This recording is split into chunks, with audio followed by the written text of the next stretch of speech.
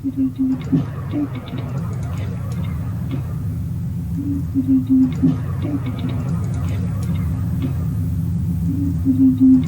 we're live. How's it going, guys? So, as you know, I am the Linda, or Caffeinating Chaos. This guy to my left is the Linda, or Caffeinating Chaos. This guy to aka the Working Dragon Mystic Caffeinating Chaos. This guy to aka the Working Dragon.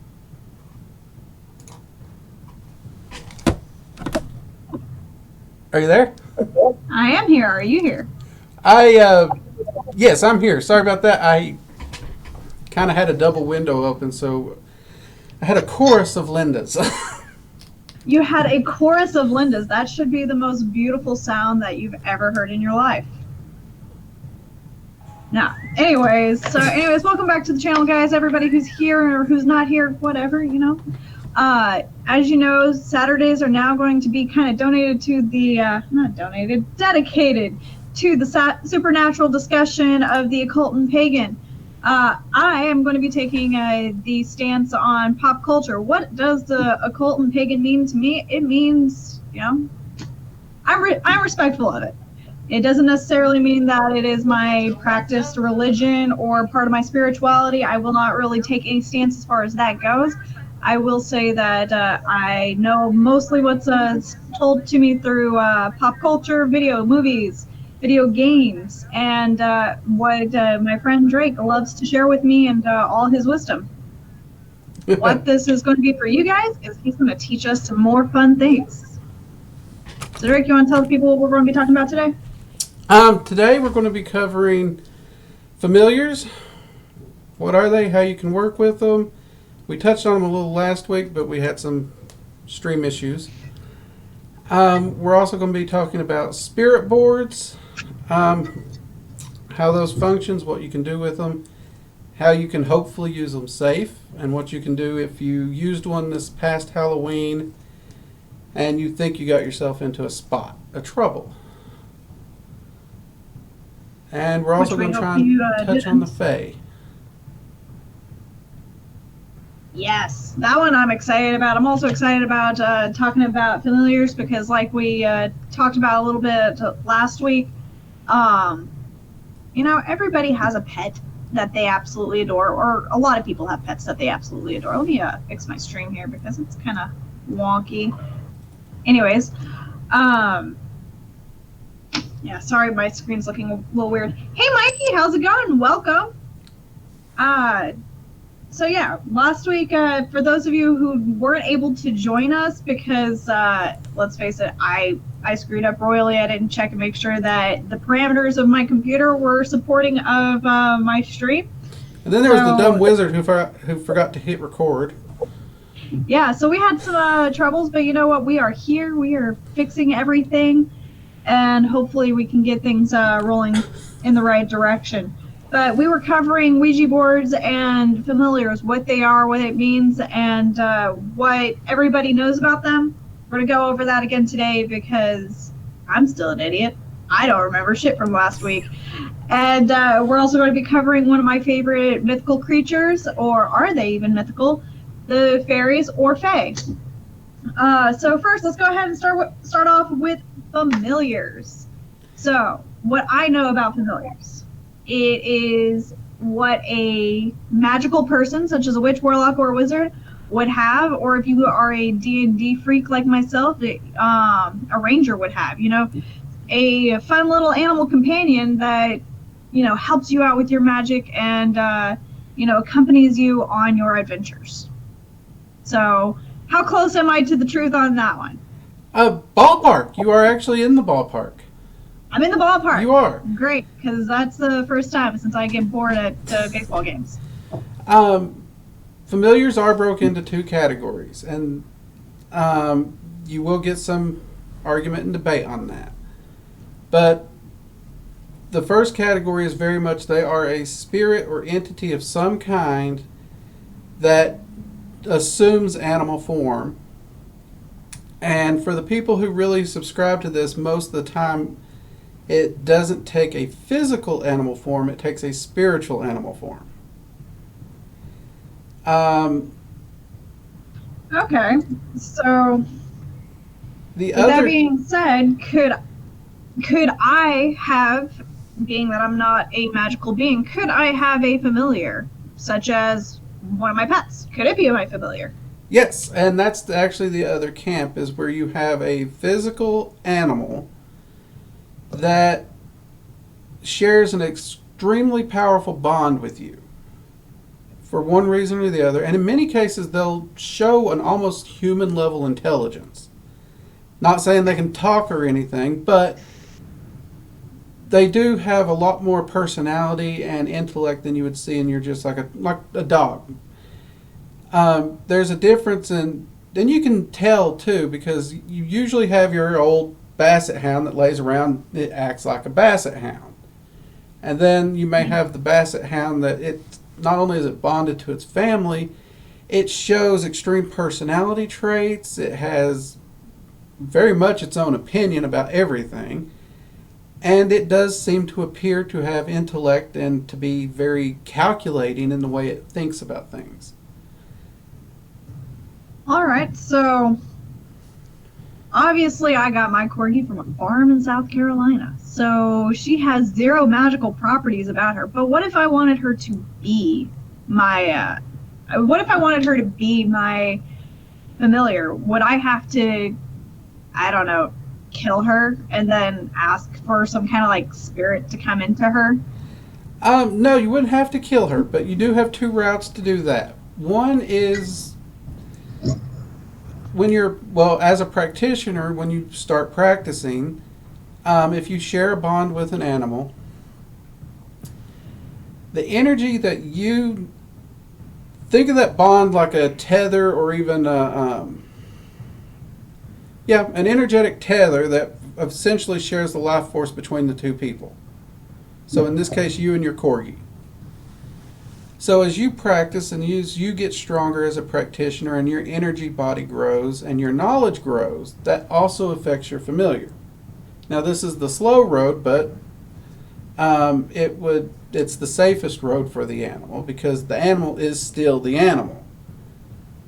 And because of that connection to you, it is going to receive that kind of intellect boost and personality boost.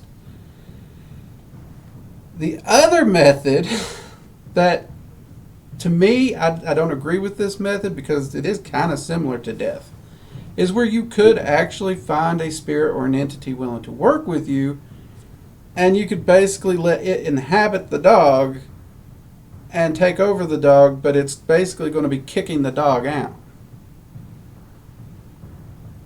That sounds terrible. Yeah, that's why I don't like that option. Option one I like. Option two I'm not a big fan of. Okay, so one of the points of this is to kind of debunk what pop culture, portrays as paganism, Wiccan, and witchcraft and all of that and magic. So I am a huge fan of the new Sabrina series. I watched Sabrina the Teenage Witch when I was a kid. I watched the Magical Adventures of Sabrina, the cartoon series, when I was a kid. And now I am eagerly awaiting the new season of the new Sabrina series. And in one of the earlier episodes, Sabrina is learning about familiars. And that was kind of one of the reasons why I wanted to cover this topic, because it was kind of interesting how they changed the story of Salem Saberhagen. If you have not watched Sabrina, the new series, or the old series, here's a huge spoiler alert for you.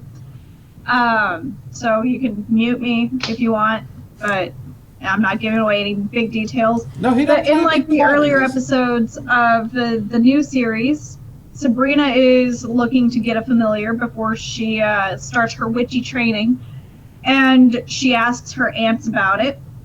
She goes ahead and she requests an entity to become her familiar, and that was basically what the witches said was you request a entity to come into your life and take on a form of its own choosing to help you in your magical quest and your magical training.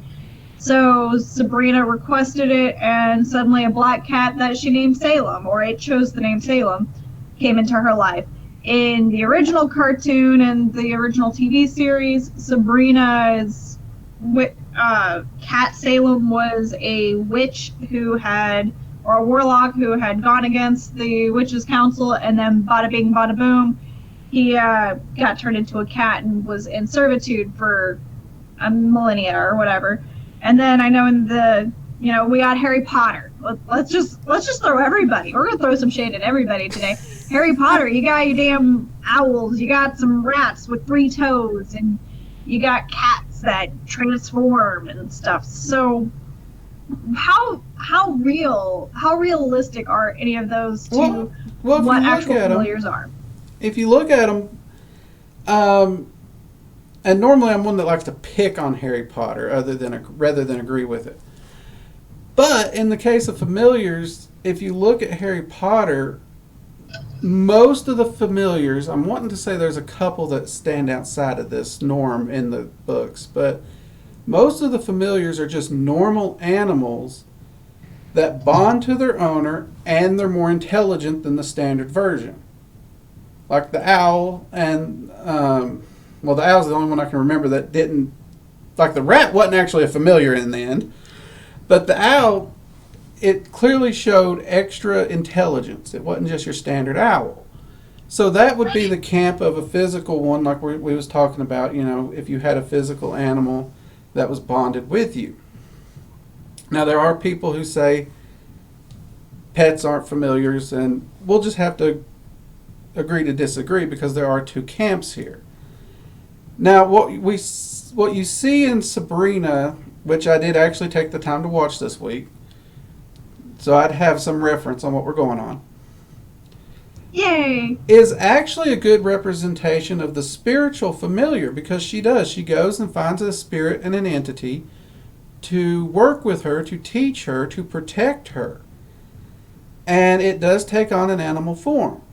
The only difference between what you see in Sabrina and what would happen in real life magic is when it takes on the animal form, it doesn't also manifest in the physical.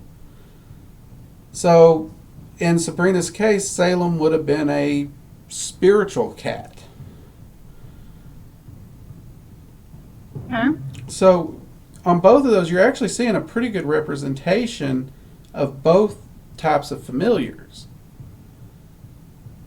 Again, they are just kind of souped up for film and TV. Okay, so does a familiar have to be a domesticated animal, or an animal that you can just kind of walk outside and pick up off the ground? Can it be something mythical? Could it be a dragon? They can be dragons. Though it's rare for them to be dragons, and most of that is because dragons as themselves are entities, and they're not keen on other entities parading around pretending to be them. But at the same time, you could work with a dragon in and of itself. But yeah, familiars do take on mythical creatures' appearances. I've seen people who have griffins, chimeras, the likes. Yeah, we mentioned your pink whale with a horn. The narwhal. Nellie takes offense to you calling her a whale. She is quite trim. Look at that tail. Okay, Nellie. So yeah, even something like that. It doesn't even have to be something that's in history. Like, I've seen small kids that have a familiar that the familiar will take the shape of whatever the kid's brain can cook up. And actually, the dragons, when a familiar does take on the form of a small dragon, it tends to be with a child. Because when it comes to the real dragons, they kind of have a soft spot for kids. So it's like, well, that's what the kid wants. We're okay with it. But I've also seen panthers and tigers, wolves, grizzlies. Definitely doesn't have to be domesticated. Okay. So, So you basically said that kids could have familiars. So would you put that in the same category as like a child having an imaginary friend? Would you consider that to be a familiar or a type of familiar? Yeah, actually, that's actually something I've looked into and done some research on. And I would say 9 out of 10 times, if a child says they have an imaginary friend, an invisible friend, or playmate, it ends up being an entity of some kind. And the entity is there. They're helping them. They're looking after them. I mean, you do have stories where the entity's not nice, but more often than not, it's just a entity that is protecting and playing with the child. Sometimes it is a familiar-like entity, which will take on an animal form or shapeshift. And sometimes it'll be, you will see real dragons that play with kids and the Fae. The Fae love to play with children. Okay.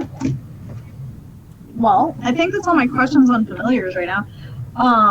But you did bring up the Fae again, so let's go ahead and jump into the Fae, and then we can start talking about Ouija boards next, but I'm really curious about the Fae. So, everybody knows Tinkerbell. Like, that's just 100%. You know, if you don't know who Tinkerbell is, you obviously had a very sad childhood, or you grew up in a cave. But I know she was a pixie. I do know that much. I also, I've always just loved the idea of these little magical beings that flitter around and have, little, not necessarily little wands, but they can, make magic and stuff, and that just sounds really fun to me. I have a series of books that I absolutely love. They're called The Modern Fairy Tale, Faer. Oh. Weird. How can you not hear me? I hear you. You can hear me? I can hear you. Well, if you can hear me, then I don't know. Well, I'm going to try this out here.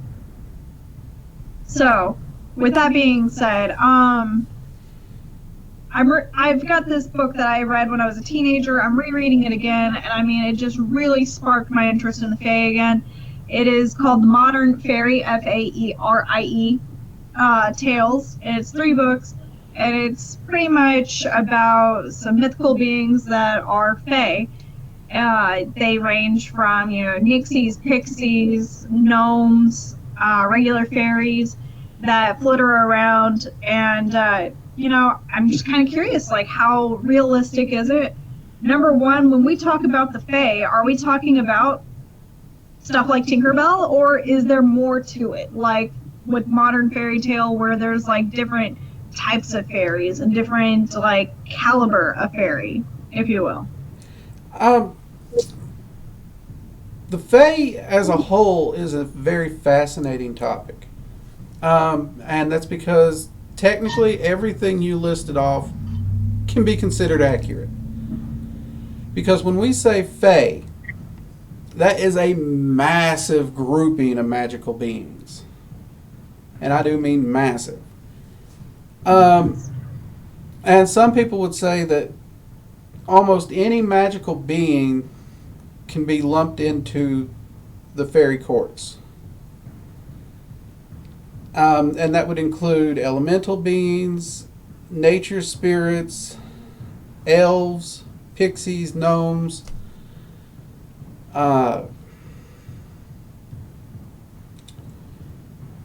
some would even actually group in hellhounds into that grouping.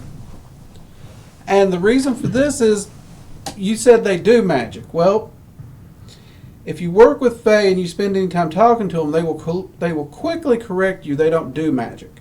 They are magic. They are literally primal embodiments of magic. They do magic like we breathe. It is just that natural to them. And people have been trying to classify them for probably, as far as I can tell, ever since mankind's been writing stuff down. And depending on where you are and how you're approaching them and what time of year it is and even what time of day, their mood switches. So the stories become very, very varied. At this point, most people would agree that the Fae can be broken into two primary categories, and that's going to be the Light Fae and the Dark Fae.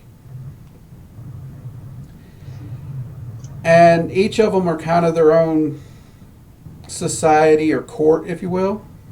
They're usually referred to as courts. And the Light Fae, also referred to as the Summer Fae, primarily are the Fae you'll run into during the light half of the year. So we're coming up on Yule, which is the winter solstice. That is the darkest night of the year. That would be the end of the dark phase time as it moves into the lighter half of the year. And then midsummer, at the longest day of the year, you got the exact opposite. So the year is kind of split between the two that way. Okay, so you said that there is a difference between light and dark fae. Can you go into like what the differences are? I understand like what kind of magic they would be producing, I'm assuming. But I mean, like, what creatures or what creatures would be associated with being a dark fae or a light fae? Like, is that kind of like a hellhound would be a dark fae and a pixie is a light fae, or can they be interchangeable? Some of the fae you'll find on both sides. Like, you will find pixies on both sides. You'll find gnomes on both sides. You'll find elves on both sides. Hellhounds, you probably won't find those in the light fae, but there is something that they refer to it as a fae hound. And other than a slightly better appearance, it's a hellhound. I mean, it has the same job. It's a guard dog. It protects certain areas, and as long as you're not messing with its area, it's just a chill dog. But like any guard dog, you come into its area, it'll eat you alive. So he's just a puppy. Yeah, he's just a puppy doing his job. Now, personality-wise, is when I've worked with them, their personality seems to be where they differ. The light fae definitely are more upbeat. They're more friendly, hyper. They're very fleeting. They get distracted very easily. The light fae definitely have attention deficit shiny disorder. Ooh, shiny. Yeah. Whereas the dark fae, they do come off colder. And they're a bit more calculating. They're a bit more. They live their life like playing a chess game as opposed to dealing with their emotions. But on the other side of that is when you do make them mad, their emotions is like getting hit by the full force of a hurricane in one instant. So Interesting. They actually differ more in their personalities, because it's like they embody the if you looked at the aspects of nature during those time periods that they're primarily in charge, their personalities kind of mirror and reflect that.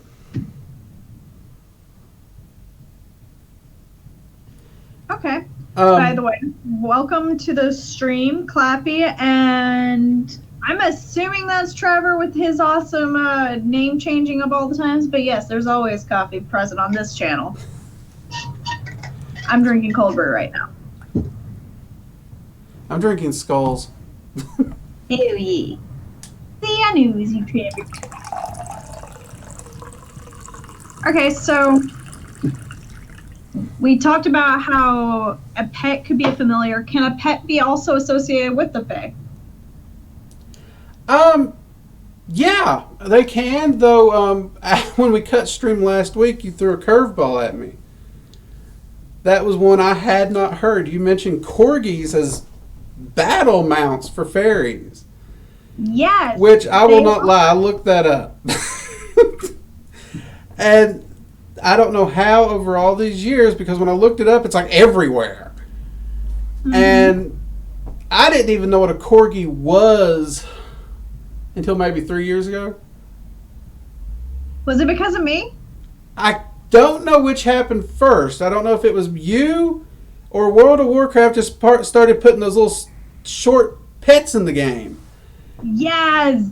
The fire corgi is my Yeah. favorite. I mean, it's a shame to see the game go downhill the way it did, but so I don't know if you had the corgi first or if I was just like, well, that dog has short legs, and I just thought it was an artistic choice they made.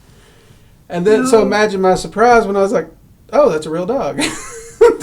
Well, I've had Star for 5 years now, so. So there's a fair chance it was your fault. Yay.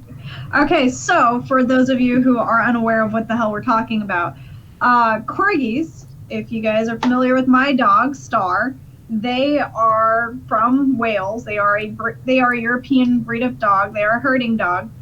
There is a lot of Welsh lore around them because they have this thing on their shoulders. It's just a giant tuft of fur, and the Welsh have claimed that as their fairy saddle, meaning that somehow, some way, in the fairy courts, they ride corgis into battle.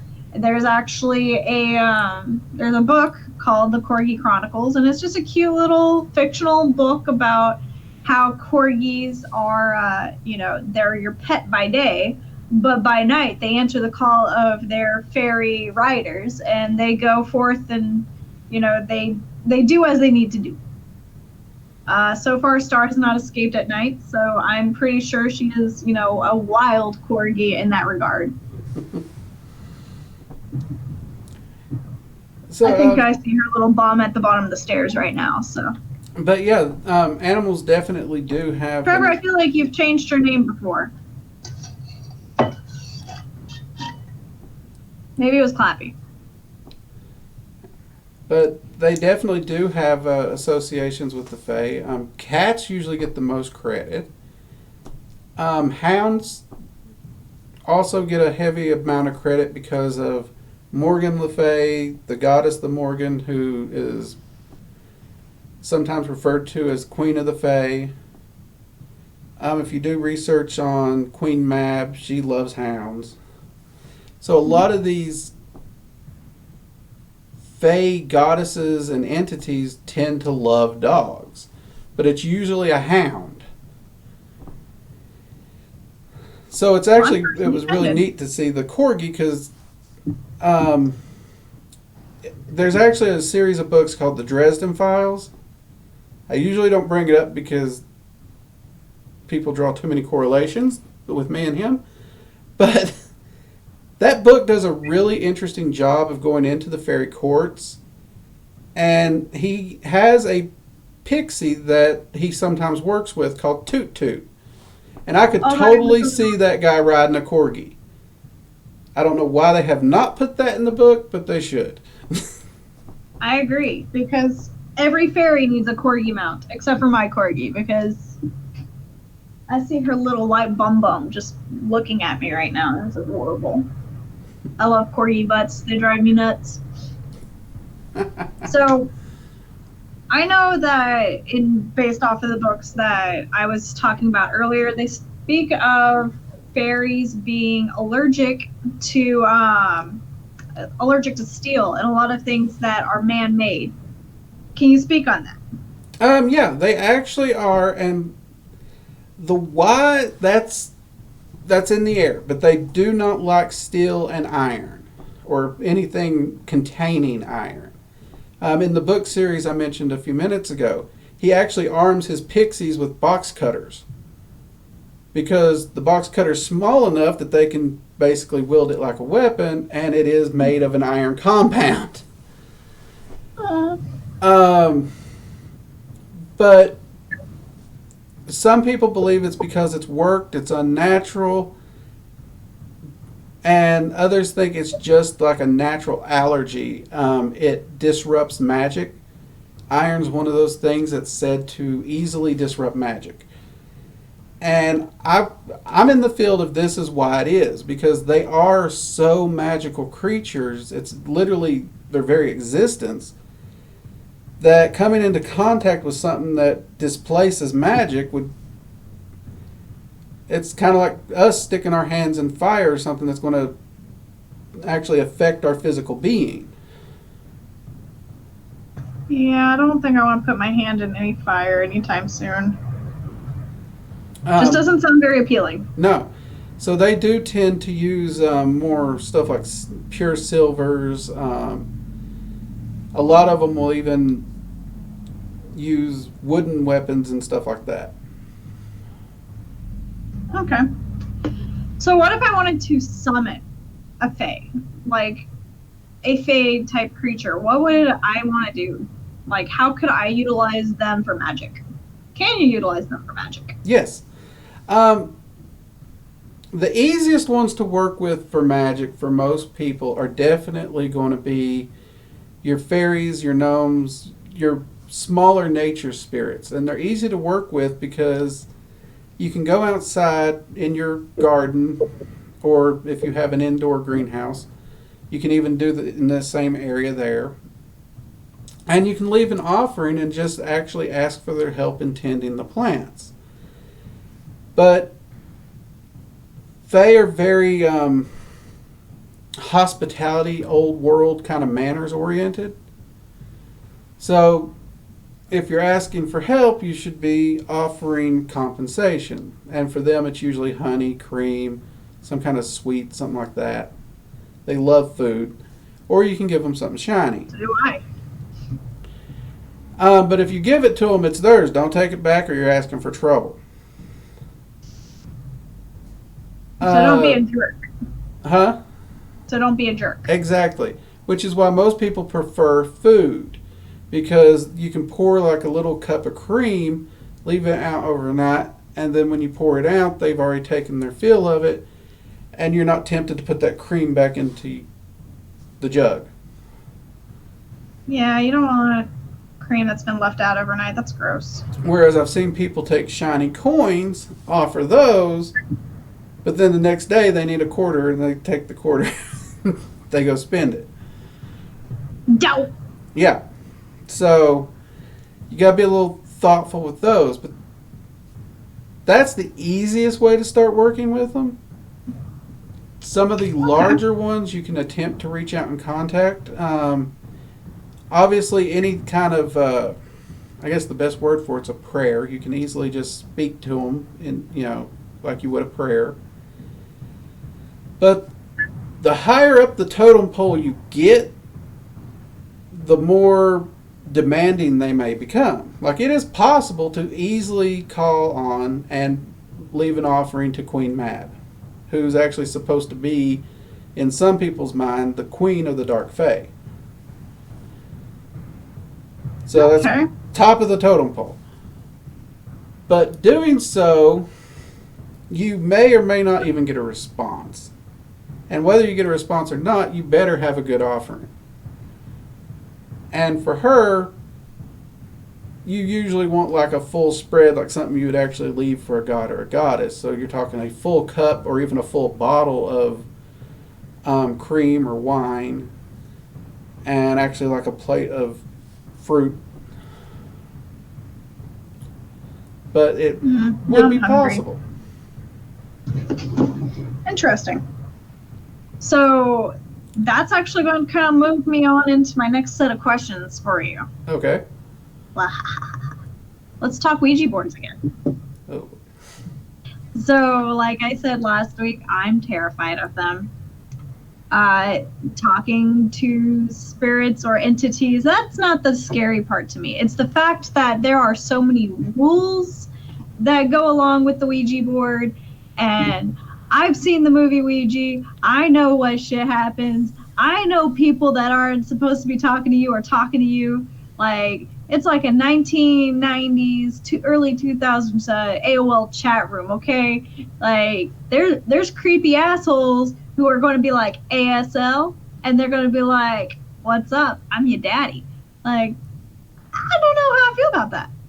So, tell me, how real is the threat and the danger of using a Ouija board, and how easy is it to get into trouble with it? Okay. Just remember, you asked for this answer, and you use the AOL chat room as a point of view. Now, when most people talk about spirits, I'm showing my age. I'm sorry. they start talking about, are there spirits here? Or you hear, well, I have a spirit or two in my house. Or, there's a few spirits in this little section of the forest. Now, if you actually take the time to work with the spirits of the dead, and I spent a lot of time working with Baron Somdi in Louisiana, so I got a crash course in reality from him. The ideal that there's a spirit or two over here or over here isn't the reality of how our world and the spirit world actually work. They coexist at the same time directly over each other. So, if you could, at any point in your day, just rip that veil open to stare into the spirit world,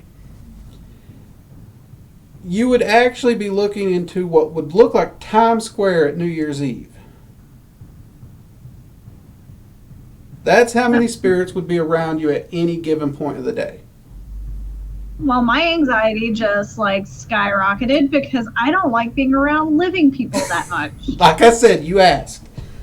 So, I don't like the living that much. You think I want a bunch of dead people on? I actually enjoy the dead's company a bit better.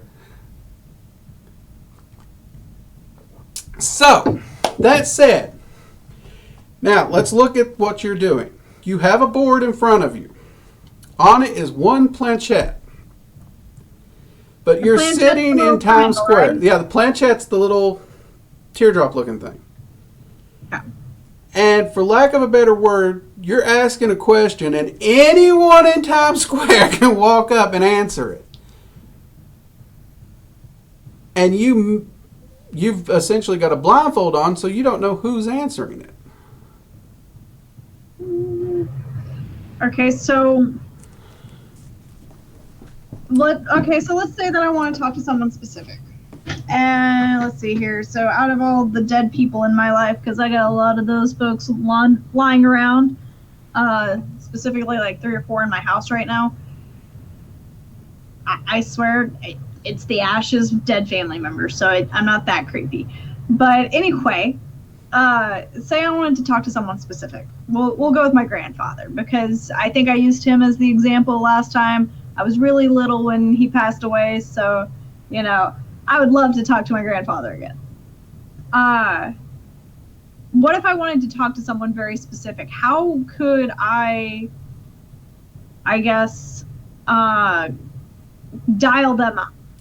Okay, with that, this is where the magical law of association comes in, because everything that you can do to basically send out an energetic signal to your grandfather specifically is just going to add more to that phone number.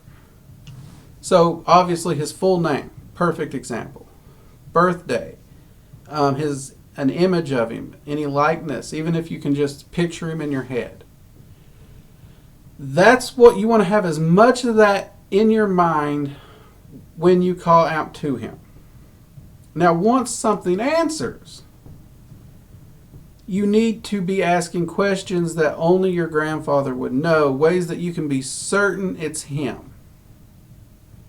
You want to kind of interview to make sure, it's not an imposter. And the reason for that is, again, if you're in Times Square, your grandfather's there, he may or may not get to the phone first. So you just need to make sure who's on the phone.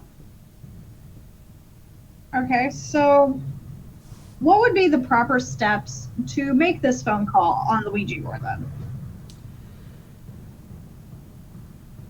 Well, I generally recommend that if you know how, you would set some kind of space. Even most practitioners will say cast a circle. But not everybody knows how to cast a magic circle or an energetic circle. So your other options would be... Circle. That's a circle, yes. You could actually mist some holy water around the room. That would essentially create a sacred space temporarily. You can burn incense. The smoke would do the same thing. And this kind of clears out some of the negativity and kind of sets the space for the work. You yourself, you do not want to be intoxicated or inebriated on any type of drug. Because, again, you want to be able to maintain your focus and you want to be coherent of what's going on. I feel like that'd be a bad trip. Yeah, it could end up a very bad trip. And then from there, it's you just set out to use the Ouija board. You and your whoever's working with you, you'd place your hand on it. And that's when you would start calling out to the entity you want to work with. And honestly, names have a great deal of power. So if you know the name and the face of who you're wanting to contact, your odds are really, really good at getting to them quickly. It's actually rare if you have that information that something else comes through. Where people really get in trouble is they call out to whatever spirit's in the area. And a spirit answers, and then they just start talking. And that's like your chat room. You just went into a chat room and talked to whoever would talk to you. Whether it's a nice person who's bored and don't want to do their homework, or someone who's trying to creep and kidnap you. I don't want to be kidnapped. So we've So covered when the you spirit do it, principle. have a focus, have a purpose, and don't just call out to anything that'll answer. Okay, so we have at least covered that they are real. They're spirit boards and they're real. So whenever you watch the movie Ouija, specifically, they say that you can see the spirit if you use, what'd you call it, the planchette? Yeah, planchette, I think is how it's pronounced. Planchette, okay. So if you hold it up to your eye, you're supposed to be able to see the spirits. Where does that come from? Is that real? Is that fake? That's actually not a part of spirit board lore that I've encountered before, but it is real all the same. Because it would work like scrying, where a lot of people who do evocation magic will use a scrying mirror or a crystal ball to call the entity into the astral realm, and then they're using that to look into the astral realm. So you're actually seeing through that veil, is what's happening. And they're just kind of extending that to the planchette, which is an interesting concept, really. But it's at the same time, even most evokers get to the point where they try not to use a mirror, because if the entity wants to move around, you basically have to move the mirror around with it. Which, from what you told me of the movie, that sounds like what they were doing. They were trying to find it with the little hole in the planchette. But it's pulling from scrying lore, where you're scrying to the other side. Okay. And I'm actually kind So- of curious if it'd work. There's part of me that wants to test that. Well, I'm not joining you. Come on! I'm still terrified. So whenever you watch, if you do watch the movie Ouija, or you've seen it, or you've seen anybody who's played with one, a lot of the times you'll ask the question, and the planchette, as you called it, moves around. Not so dramatically as that with my donut. I'm just really fidgety right now. The coffee's kicking in, and I'm just like hype right now. But no, the planchette goes over each letter and answers your question, goes to yes, no, hello, goodbye.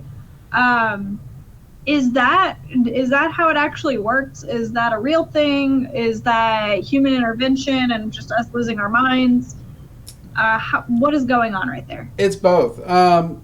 Technically speaking, I can't remember the big fancy scientific term for it, but your subconscious can trigger a muscle twinge that will cause a movement without you consciously aware of the movement. So when you have 5 people touching one object, that natural muscle response can cause it to move around, and no one's really aware of what's moving it. So on one side of the fence, yes, it is actually totally possible to move that thing with no spirits involved, and no one would know that it's actually being moved. That's the scientific side of it. However, on the other side, spirits can tap into energy, and guess what moves your muscles? Energetic currents from your brain.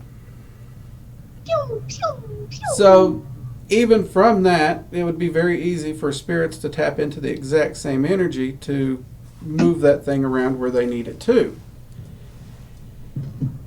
And they can utilize that, and that's more often what happens, is they're utilizing that energy to move it to get their communication across. And it's an easy way for them to communicate because you're supplying the energy to move it. They don't actually have to supply energy. And also the people at the table don't have to be trained in any type of clairvoyance, clairaudience, or any of that. Okay. There are stories I've heard from practitioners I know who swear the planchette has moved when no one's touching it. That's scary. I've never personally seen it, but I know at least a few credible practitioners who swear they've seen it. Okay. So we all know that the Ouija board specifically, trademark Milton Bradley, that came out like 20, 30 years ago, give or take, a little bit longer. So it was created by a toy company. Mm-hmm. And, toy companies aren't necessarily the most credible source for magic. I mean, they create little optical illusion magic kits. So obviously they're not necessarily credible for magic with an ICK. What the rules specifically that are included with Ouija, again, I'm getting this from internet information. I do not own a Ouija board. I told you there are very few things in this world that terrify me. The Ouija board is actually one of them. But I do know from watching movies and reading online, Reddit, YouTube, Twitter, all that stuff, you've got your basic rules of, you sit in a circle, you light some candles, you formulate the questions in your head, you get an idea of like what you're wanting to know or who you're wanting to contact.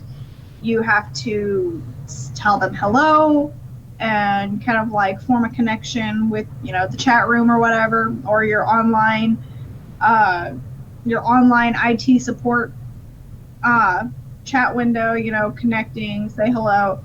You ask your question, you get your answers, or you don't get answers, whatever the case may be.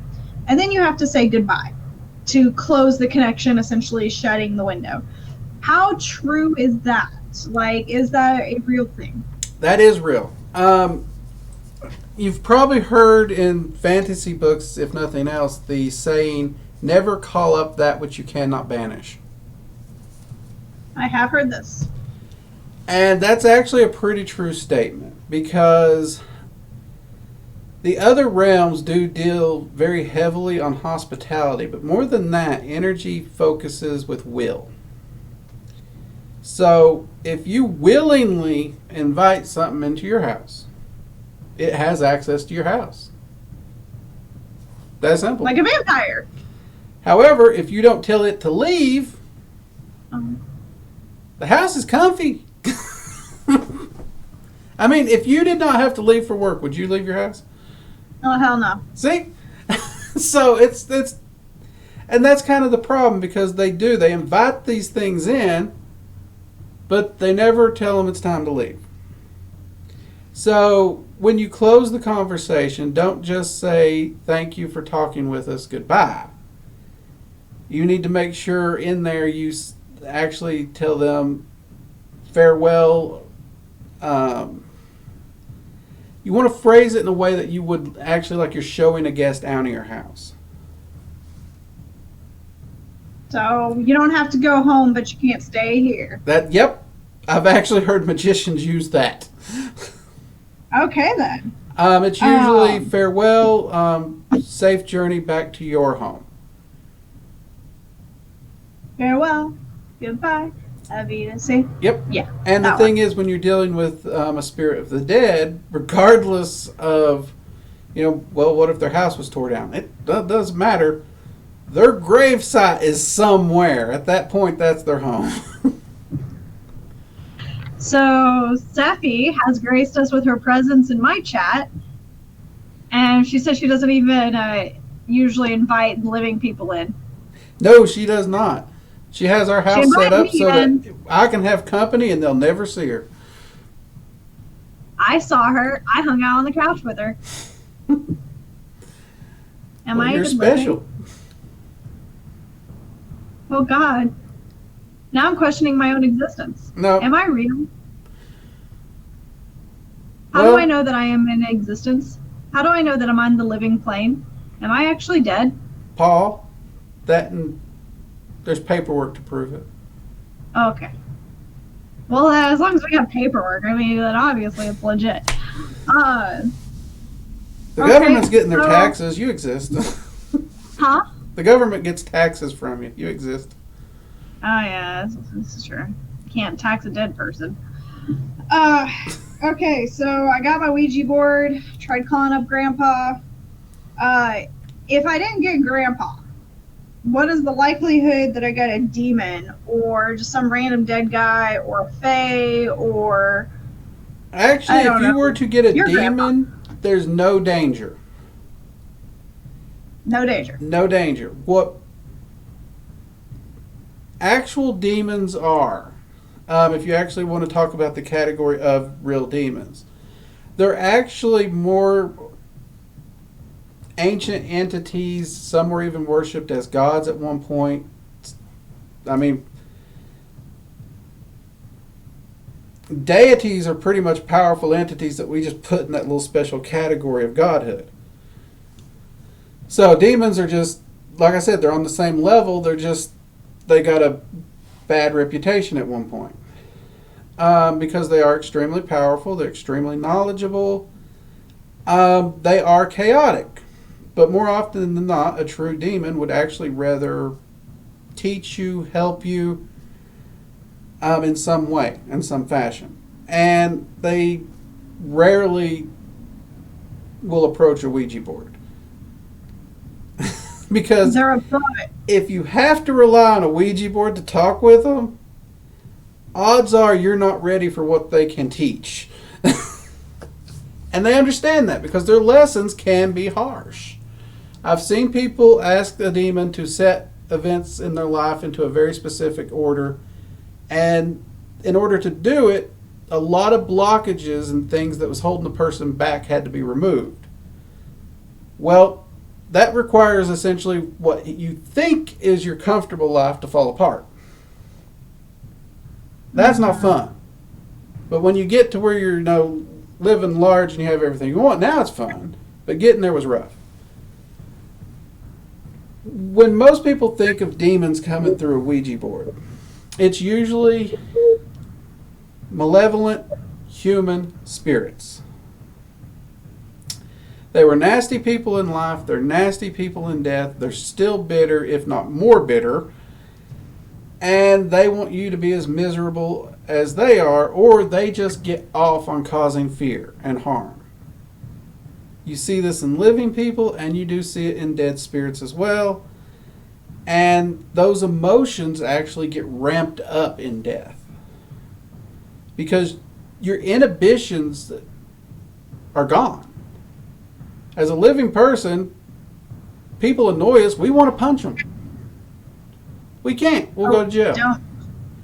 As a ghost, they can't arrest you. It's true. So your inhibitions are out the window now. So that's the biggest danger. Now, Fae. People talk about trickster gods and stuff like Loki. Yeah. You won't Loki. find a Fae that doesn't qualify as a trickster.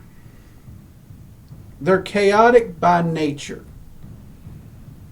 Even if they are light fae, Yep. so they're chaotic good. Yeah. Whereas the dark Fae, I'd probably put them in chaotic neutral. Not chaotic evil? No. The Fae don't... I wouldn't... It's hard to put Fae in good and evil categories because even the most dangerous of them, which I would personally say would be a red cap, the red cap's job is to guard the borders of the Fae realm. That's his job. That's what he does. You could walk all the way up to him, he'll ignore you. Put your foot across his border without permission, he'll kill you. That's his job. In fact, they get their name because their hat is a stocking cap that's dyed by the blood of the people they killed. So he's not doing it maliciously, it's just that's his job, that's what he does. It's his very nature, that's what he's supposed to do. And as long as you follow the rules, he ain't gonna hurt you. Okay, that's fair. And I mean, so no, I wouldn't actually place any of them. By human standards, you could say that some of them's cruel. But again, they're coming from a primal perspective. Where their laws, I mean, you've heard of countries where if you steal something, they chop your hand off.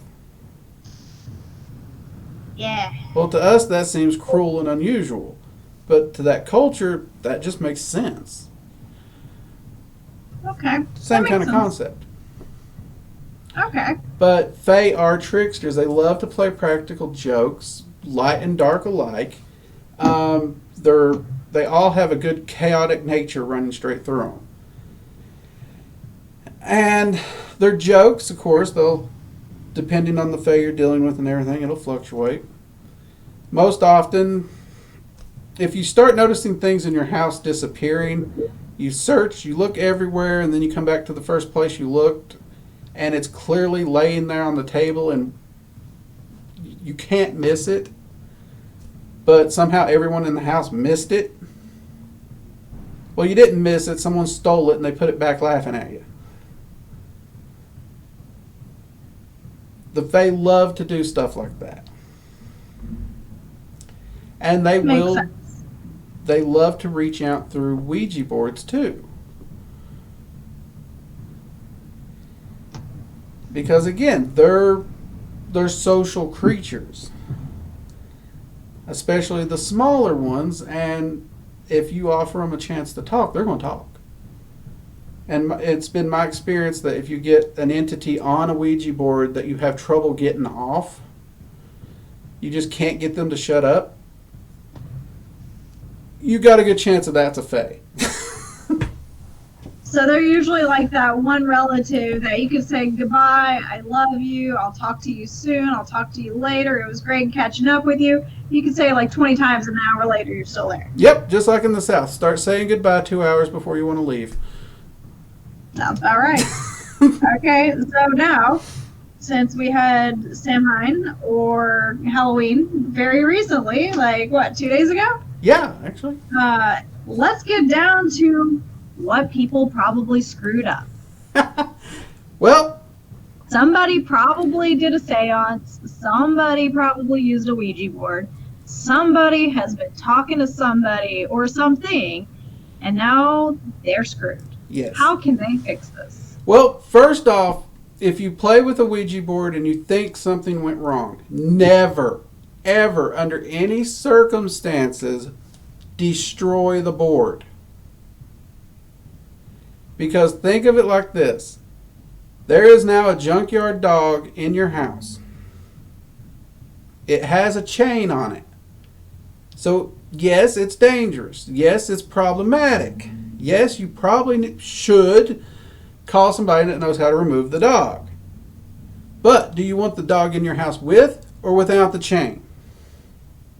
I'd rather have it with the chain. Exactly. And that's what the Ouija board is.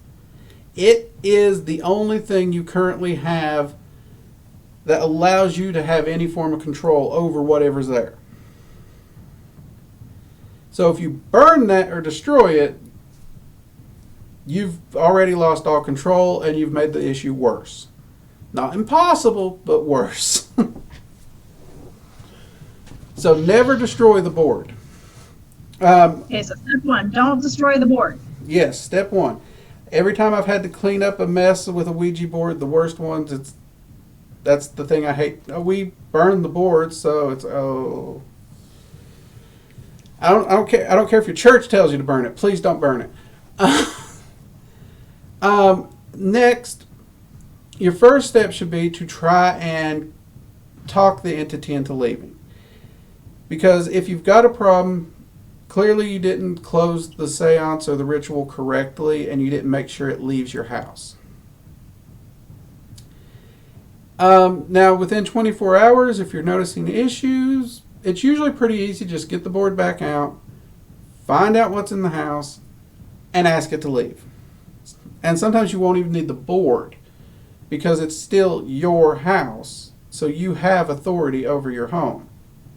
If you can actually muster up enough will and just like scream at it like you're trying to throw an unwelcome guest out and not back down, I'd say 60% of the time, that's all it takes. They'll leave.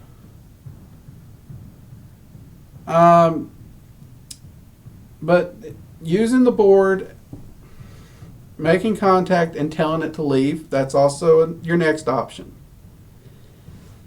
Now, if that doesn't work, the easiest route to go that will work for 90% of anything that's been contacted through a Ouija board that would be considered a bad spirit is get you just like a little spray bottle like this here,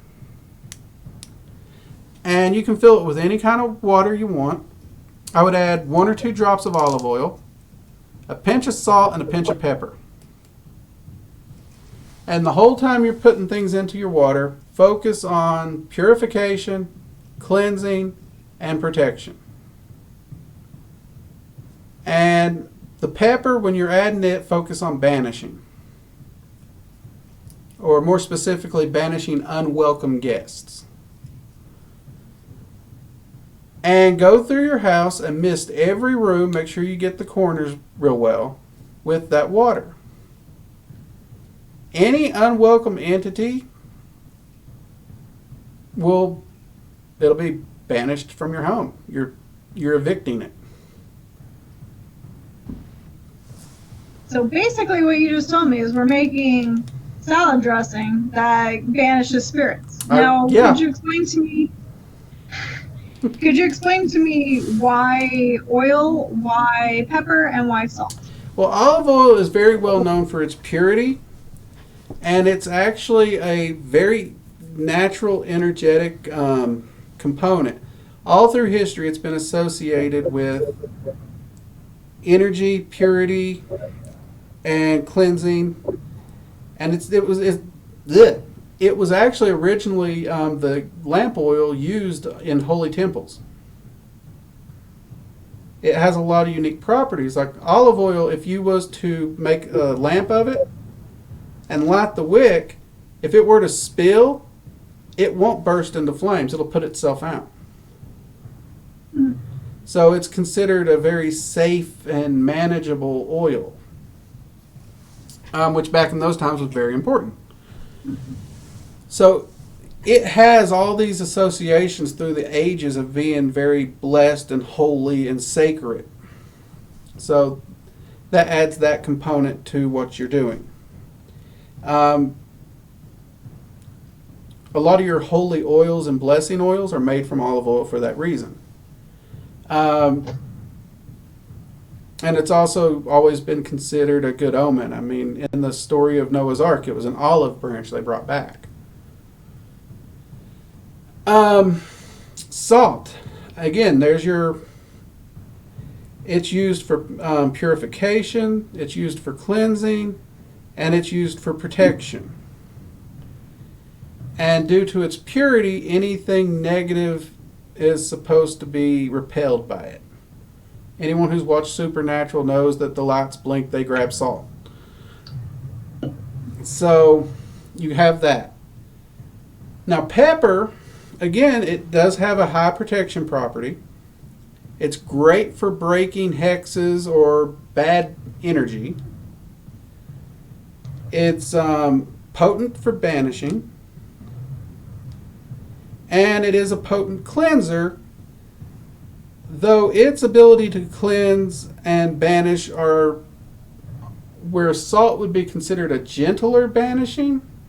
Peppers would be the harsh one.